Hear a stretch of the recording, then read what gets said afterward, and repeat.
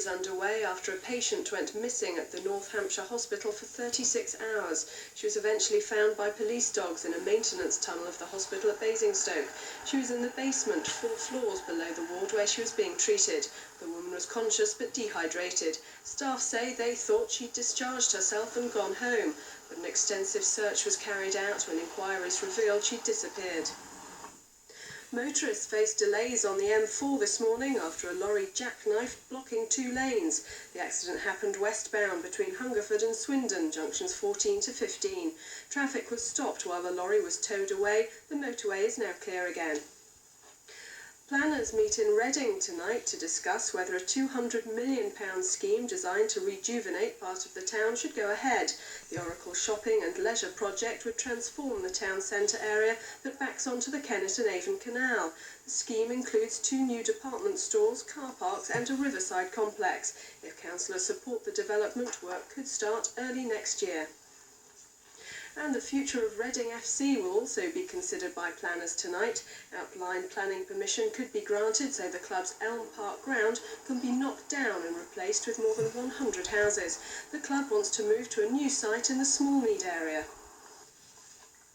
The results of a survey which will decide the future of Newbury Town Centre have been announced. The District Council is planning development by taking into consideration the impact of the new bypass. Derek Tedder reports.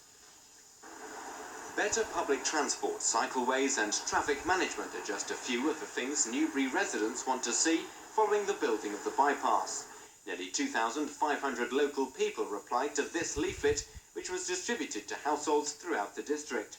Its aim was to find out what changes they wanted to the town centre after the bypass was built. Unless we take action immediately after the bypass opens, and in fact unless we plan that action now, we will not take advantage of that window of opportunity. So what we need to do is use the bypass to best advantage, and when the congestion is reducing on the roads, we ought to be replacing that space, if you like, with a better environment. The responses showed clear support for improved public transport. According to the survey, cheaper, more frequent and environmentally friendly buses covering more routes were high on the list of priorities. Another popular measure was the introduction of safe cycleways, aimed at reducing the number of cars in the town. Suggestions for pedestrianisation, traffic calming and better parking were also made. The survey forms just part of what the council claims is the most comprehensive study into Newbury's future traffic management for more than a decade. The council is now determined to distance itself from the decision to give the bypass the go-ahead.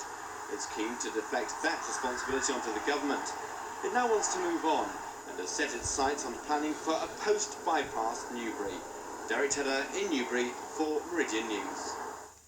Soldiers and officers from the 42 Survey Engineer Group based at Hermitage near Newbury are on standby to depart for the former Yugoslavia.